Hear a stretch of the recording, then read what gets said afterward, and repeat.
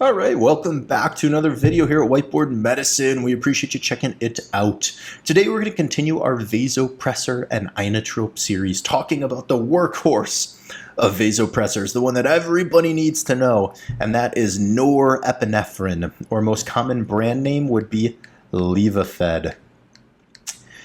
In this video, we're going to dive into all things norepinephrine. We're going to talk about what norepinephrine is, its clinical uses, mechanism of action, including the receptors it works on, dosing, administration, titration, pharmacokinetics, some of the evidence and trials on norepinephrine, side effects, complications. We'll then summarize it, and we'll go into some tips and tricks for the clinical arena. For those of you new to the channel, this is Whiteboard Medicine. We have the study guide for this video and all of our videos, as well as practice questions on our Patreon page, linked in the episode description. We have a YouTube channel as well as a podcasting platform, so definitely check those out if you haven't. And then we do have a newsletter as well that focuses mostly on public health and infectious disease, all linked in the episode description. As a reminder, none of this is intended to be acted upon as medical advice. Stick around to the end of the video for the full disclaimer. We appreciate y'all. Let's dive in. Norepinephrine. What is norepinephrine other than the workhorse of critical care and ICU medicine? So norepinephrine is also known as noradrenaline. Okay, it is a first-line vasopressor, really first line for a lot of different things used in the management of shock, particularly septic shock. Now, norepinephrine is a catecholamine. All right, so catecholinergic, catecholamine, and adrenergic. These are all, did we spell that right? We might have spelled it wrong, but you get the point. These are all kind of synonyms. So when it comes to vasopressors, there's catecholamine, also known as catecholinergic, also known as adrenergic vasopressors that work on catecholamine receptors. Things like norepinephrine, epinephrine, phenylephrine, okay? All these will be different vasopressors we talk about in this series. But these are different than the non-adrenergic or non-catecholinergic vasopressors. These are vasopressors that do not work on catecholamine receptors. Things like vasopressin, angiotensin 2, AG2, methylene blue or hydroxycobalamin. All these work on different pathways that are not catecholamine driven. Whereas norepinephrine, the one we're talking about today, it is a catecholamine. It primarily acts on the alpha adrenergic receptors, causing vasoconstriction, and to a lesser extent the beta-1 receptors, which support cardiac output. And these are two things we're going to go into a lot more in this video and other videos, so stick around. Norepinephrine is recommended by major critical care guidelines as the vasopressor of choice in most cases of distributive shock. That biggest one that we talk a lot about being septic shock. We've talked about septic shock on this channel a whole bunch of times in our critical care playlist. So clinical uses for norepinephrine is a nice transition into that. The biggest one is septic shock. This is shock you get from a systemic infection in your body. Again, we've talked about it in separate videos. If you're interested in this episode's description, definitely check it out. It'll be in the critical care medicine playlist, which will be linked in this episode's description. It's a first-line vasopressor, and you usually use it to maintain a MAP, a mean arterial pressure above 65 millimeters of mercury, which is this magic number we try to keep the MAP above for patients with septic shock. And it's first line. It's titratable. You start it, the nurse titrates the dose to try to achieve this MAP. You can use it for other vasodilatory shock states too, things like neurogenic shock when you have a cervical spine injury that causes dysregulation of your sympathetic system and can lead to hypotension. Post-cardiac surgery patients sometimes get vasodilated. Cardiogenic shock, you can use norepinephrine too when hypotension or low blood pressure is predominant. This is a little more complex because there's a lot to consider in cardiogenic shock, which we actually should put out a video on cardiogenic shock. We haven't before. If you're interested in that, let us know and we can dive into all the intricacies of cardiogenic shock. And then hemorrhagic shock. This is also highly debated. The treatment of hemorrhagic shock is to give them blood, right? And some institutions, places, and folks would suggest you should not give norepinephrine for hemorrhagic shock. Other folks would suggest, and I'm going to actually cross out volume and say blood resuscitation here. Other folks would suggest that at some point you might become catecholamine depleted in hemorrhagic shock. And as such, norepinephrine may help restore some of that catecholamine sensitivity that is leading to vasoplegia or dilation of the blood vessels that is not just driven by bleeding. So this is highly debated, but something to consider. Definitely, though, not something that is first line. Blood, and more blood is first line for hemorrhagic shock every time. All right, mechanism of action. How does it work? Well, the two main receptors are one, the alpha-1 adrenergic receptor. If we look at a blood vessel, right, blood vessels have kind of smooth muscle cells all over that can help vasoconstrict. And the alpha-1 adrenergic receptor helps these blood vessels vasoconstrict, that helps them contract. And that will increase the systemic vascular resistance, or the SVR, and it'll raise the blood pressure. It'll increase the MAP, or the mean arterial pressure. So the main mechanism that norepinephrine uses to increase the blood pressure and treat shock is the alpha-1 adrenergic agonism. That's a mouthful, but it essentially causes vasoconstriction of the peripheral blood vessels, which increases the systemic vascular resistance and increases the mean arterial pressure. The other mechanism that you'll often see in catecholaminergic, adrenergic vasopressors like norepinephrine is beta adrenergic agonism, or beta receptors. And beta receptors are actually in the heart. That's a picture of a heart. And beta-1 receptors in the heart cause an increase in myocardial contractility. It increases cardiac output. It increases how hard that heart is squeezing. It can also increase heart rate a little bit. So it has inotropic effects, which is what we call increase in contractility. And then it has some mild chronotropic effects, which is increase in heart rate. This is less than epinephrine and less than dopamine, which isn't commonly used anymore. But norepinephrine does have some myocardial contractility. The strong effect is alpha-1 peripheral blood vessel vasoconstriction. And then there's a mild to moderate beta-1 increase in myocardial contractility and heart rate with norepinephrine. Okay? So bottom line here is norepinephrine increases the mean arterial pressure by raising the systemic vascular resistance more than it increases the cardiac output by increasing myocardial contractility. So alpha-1 effects are much more than beta-1 effects, but it does have some of each. How do we dose it? How do we administer it? Well, norepinephrine is administered as a continuous infusion. All right, so it's continuously going through an IV line. We typically start it at 0.01 to 0.05, and this is the dosing, micrograms per kilogram per minute. So it is weight-based. Now, some institutions don't report it as weight-based. They'll take out the kilograms, and let's just say it's a 100 kilogram person. They'll say that, 0.01 times 100, we'll start at 1 to 5 micrograms per minute, right? Because if you just multiply 100 kilograms times that 0.01 to 0.05, that's how you kind of can get that number. But some institutions don't use the kilograms. They just titrate it based on micrograms per minute. And it's, started at 3, 5, 1 microgram per minute. And then you titrate it up, by, you can do the same thing. By 5, you can increase it by 5 mics. You can increase it by 3 mics per minute without the kilograms. Most commonly, though, it's dosed in kilograms per minute. So starting at 0.01 to 0.05 micrograms per kilogram per minute. Typical range is 0.05 to 1 microgram per kilogram per minute. For those non-weight based, that would be 100 times this. So this would be like from typical range would be 5 to 100 micrograms per minute if it's not weight-based. Now you can go above this. There's no maximum that exists that says that, there's only this much norepinephrine you can give. Now there is some literature on the maximal amount of norepinephrine that's efficacious, that works, and that where higher doses don't do much. But even that literature is really soft, really tough to, know what that actual maximal dose is. So maximum doses vary by institution. There isn't any real set maximum where you cannot go above this.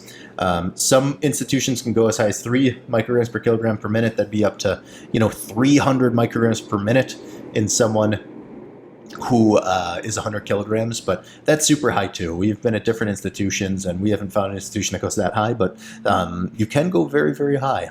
You can go very, very high. It most likely does not continue to work after you get above a certain dose. What that dose is, though, is tough to say.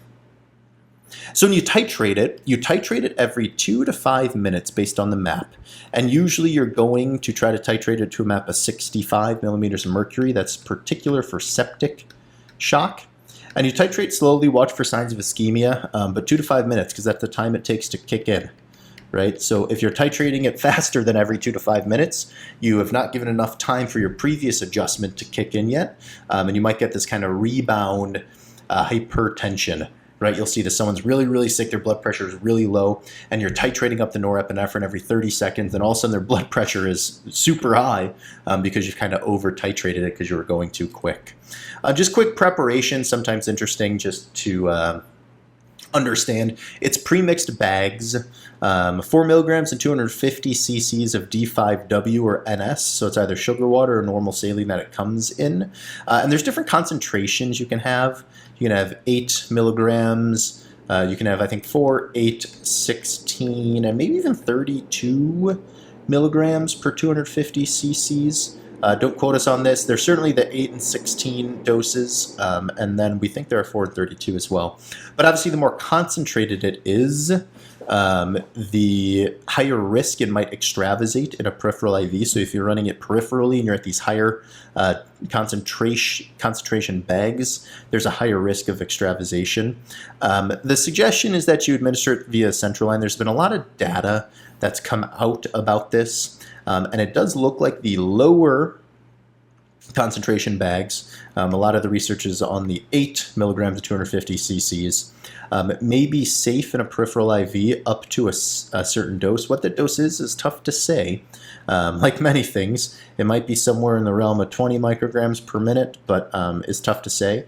But most likely, it is safe to run norepinephrine in a peripheral IV at these lower concentrations and lower doses, at least for a set period of time, if done in the right way. Okay, but it's got to be done the right way. It's got to be the right kind of IV. It's got to be in the good location. It's got to be watched really closely. So central line is kind of the old adage, and it's certainly safe to give norepinephrine through a central line, but a peripheral probably is okay, at least in the right context. All right, pharmacokinetics. Onset of action. It starts working in 1 to 2 minutes, and the peak effects within 5 minutes, which is why you don't want to titrate it faster than every 2 to 5 minutes, because you won't have time to see that peak effect. It lasts less than 5 minutes, which is why you need a continuous infusion. So once you turn it off, it'll stop working in just a couple of minutes. Its half-life is 2 to 5 minutes. So, if we use 5 half-lives, it just is literally a handful of minutes before it's kind of totally out of your system and not working.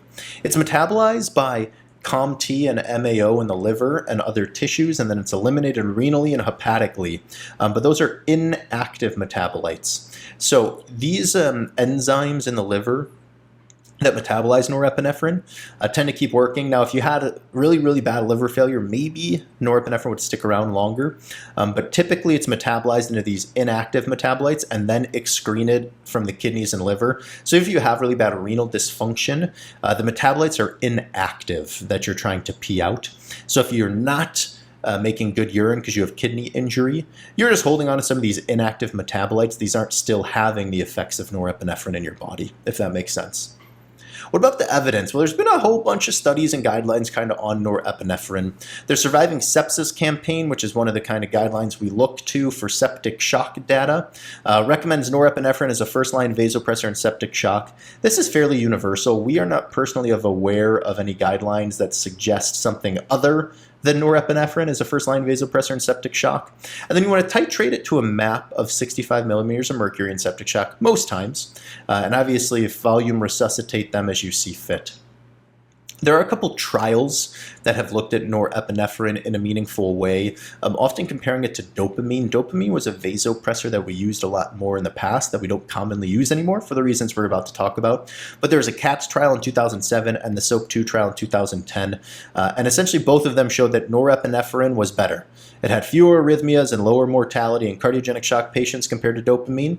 And then it had lower rates of arrhythmias and possibly a mortality benefit in cardiogenic shock. But so norepinephrine versus dopamine in shock states in the SOAP2 trial, including septic shock, had less arrhythmias, and then it might have a better mortality than dopamine in cardiogenic shock. So this is why we use norepinephrine rather than dopamine in shock states, including septic shock, primarily the SOAP2 trial, but also the CATS trial.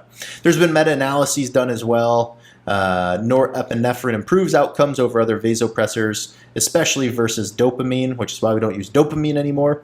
Better hemodynamic stability, lower ICU mortality, et cetera, et cetera. So norepinephrine, first-line vasopressor in most shock states, definitely first-line vasopressor in septic shock, and definitely is better than dopamine, causing less arrhythmias and possibly better mortality. Side effects of norepinephrine, like many catecholinergic vasopressors, tissue necrosis, right? This causes vasoconstriction. So if it gets out into the tissues, it extravasates out of the IV, it can cause tissue necrosis. Now, this can be treated. Most times it is quote-unquote not that bad, but it can be bad, so it is something we've got to be cognizant of and aware of. It can cause ischemia too, right? Whether it's in the digits, intestines, or kidneys at high doses. When it's with vasopressin, so when it's combined with vasopressin, which we talked about in one of our other vasopressor videos, it has an increased incidence of ischemia. So you got to be watching the fingers and toes, thinking about the gut, the kidneys, all that kind of stuff. And then it does have that beta-1 adrenergic effect on the heart, right? We said beta-1 increases contractility and increases heart rate, so it can cause tachydysrhythmias, but it is less of a cause of tachydysrhythmias as compared to dopamine and epinephrine, which both have increased incidence of tachydysrhythmias. So norepinephrine can cause tachydysrhythmias like atrial fibrillation and SVT and all that, but less so than dopamine or epinephrine. If you titrate it too quick, like we talked about, you can get this reflex hypertension. And in that context, sometimes it can cause a reflex bradycardia, although this is not very common. The antidote for extravasation is phentolamine. This is what you'd inject into the skin around where the norepinephrine extravasated. And you should do this as quick as you can to try to treat that and limit tissue necrosis. So quick summary on norepinephrine to end the video here. It is a catecholinergic vasopressor, also known as adrenergic. It works on catecholamine receptors.